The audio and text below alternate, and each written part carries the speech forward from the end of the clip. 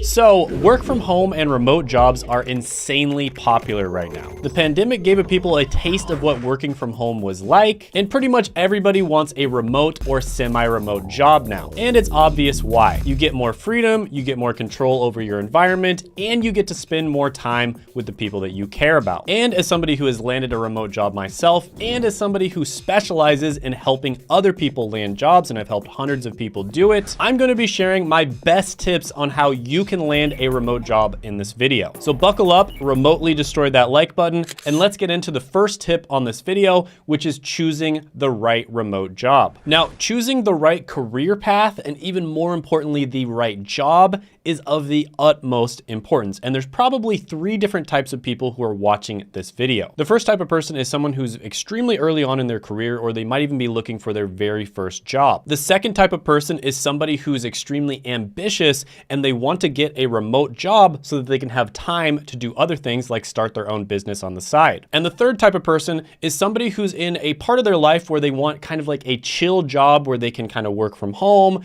and they can do a good job and they can make some pretty decent money, but they really just want something where they're not going to be going into an office every day, spending a bunch of time in traffic, and they basically want to focus more on their lifestyle. And to all three of those types of people, I have the same advice, which is to go where the opportunity is. This is something I say over and over again on this channel. It's basically the slogan of the channel. And what that basically means is choose companies, industries, careers, and jobs that have a lot of opportunity. If you position yourself in an industry like technology, for instance, there's going to be a ton of opportunities. If you can get a job for a company like Apple, even if it's one of the lowest jobs on their list, like a customer service rep, that is going to open a lot of opportunities for you. If you go into a career where there's really high demand, something like tech sales or digital marketing, that is going to open a ton of opportunities for you. And if you go for a job that's going to teach you in-demand skills, something like appointment setting, again, that is going to give you a ton of opportunities. And no matter what your goal is, you are going to have more leverage because you have in-demand skills. And this is basically like a cheat code because you're getting paid to learn these in-demand skills, right? A lot of people will go to college for 4, maybe even up to 12 years in order to learn in-demand skills. But if you're smart, you can get paid to learn skills that are just as valuable. So the career that you go for, AKA the vehicle that you choose, is going to make a massive difference in how much money you make,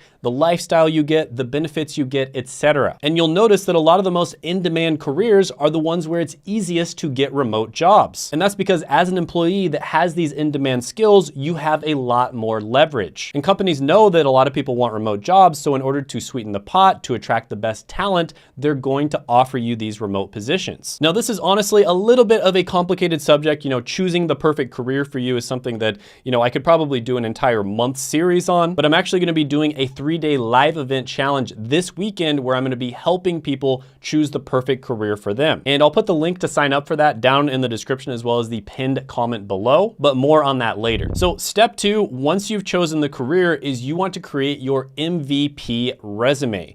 Now, MVP does not stand for most valuable player. It stands for minimum viable product. So a lot of people will spend way too much time on their resume instead of doing what they should be doing, which is applying to jobs. They'll think, oh, I don't have the skills necessary, or I don't have the right experience, or I don't have this or that. And so it'll take months and months before they even start applying. And this is the exact opposite of what I teach. And this is why me and my business partners can sometimes get people jobs in something like 7 days, 10 days, 14 days, is because we have people start applying for these jobs right away. So your resume is something that can be fine-tuned and updated over time. And instead of spending 3 months writing your resume, what you should be doing is creating a minimum viable product for the resume, start sending it in, and then track the data that you get from that resume and optimize it using that data. Now, one thing you definitely want to do is make sure that you have what's known as an ATS-friendly resume. So one mistake that I see people making all the time is they'll have a super creative, colorful resume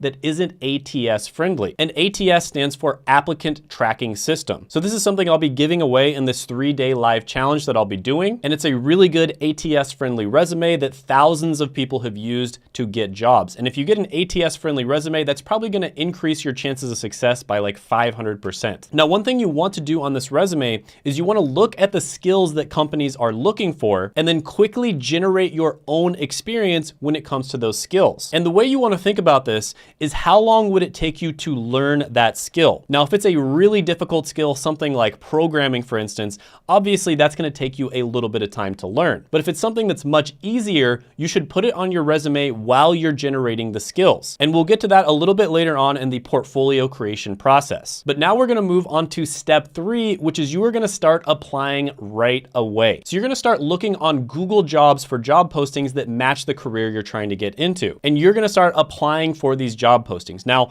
one mistake that I see all the time is people will see, oh, you need 1 to 3 years of experience in order to apply for this job. So therefore they don't apply for it. Now, this is a common mistake that I see, but in reality, if it's an entry-level job or a job that only requires 1 to 3 years of experience, you should still apply for it. And I have seen this over and over again where people will land these jobs. Treat the 1 to 3 years of experience not as a requirement, but as a preference. And if you're somebody who has a really good portfolio built out, which I'm going to show you how to do here in a few moments, then the 1 to 3 years of experience really doesn't matter. But in this step, you definitely want to figure out what are the skills that companies are looking for. And then you want to move on to step number 4, keeping in mind that you're continuing to apply for these jobs and you want to learn the necessary skills. Now, this does not mean that you need to become a master of these skills. What you want to do instead is use what's known as the 80-20 rule or the Pareto's principle. And this is basically where 20% of your actions lead to 80% of the results. So you can actually get pretty proficient at just about any skill out there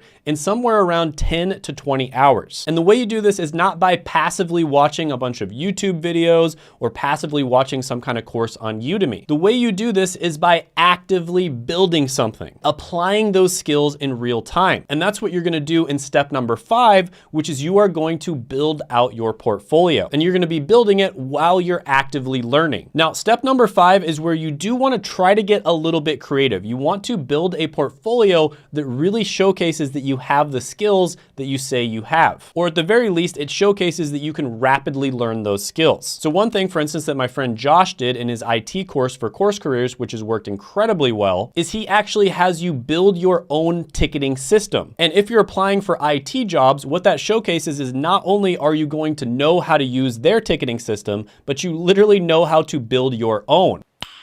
Nice. So that's a very creative way of showing that you know your stuff. So it's worth it to spend a little bit of time coming up with good ideas here to showcase that you have the skills that you say you have. Now, you don't actually have to build out your own website or anything like that when it comes to your portfolio. You can actually host it completely free on an app like Notion, which is not the sponsor of today's video. But you can also build out your own website if you want to. And a really great way of showcasing your portfolio is to actually make a video that you put on Notion, for instance, but not only showcases the project, but also talks about your thought processes behind building it. Now, the portfolio is incredibly important because this is how you can showcase those skills so that you can get ahead of the people who went to school and got a college degree. Because a lot of the time, the stuff that you learn in college is not the stuff that they're actually looking for in the real world. And I think it goes without saying that the way that you learn the skills that they're actually looking for is you look at the job posting, right? Look at the job description. And then you're gonna move on to step number 6 is you're going to keep applying, but in different ways. So I mentioned Google Jobs, and that's a really good job board to start with. You can also use LinkedIn, and honestly, if you limited me to one platform, it would have to be LinkedIn. And there's also a bunch of different niche websites. So for instance, if you're applying for digital marketing jobs, there's a bunch of different niche digital marketing job boards. And same thing goes for tech sales, etc. So you can start applying on all of those different niche websites as well. And another thing you can start doing is you can actually start networking. Now, networking is sort of a long-term play, but it's honestly the most effective way of getting jobs, especially if you're going for an exclusive job that's difficult to get. So networking in person is really good. That's a great way to do it. But an easy way to start networking is to start posting content on LinkedIn. And basically you can post content that's relevant to the industry, company, career, etc. that you're going for. So I've talked about this before on the channel, but Della, who's somebody who I interviewed on this channel, who was able to land a $100,000 tech sales job in about a month and a half, started posting about the cybersecurity industry on her LinkedIn. And she made really insightful posts and kind of stayed up to date with the news and all that sort of thing about cybersecurity. And that's how she was able to get her dream company to actually reach out to her, right? She didn't reach out to them, they reached out to her because she started making these posts and she added a bunch of people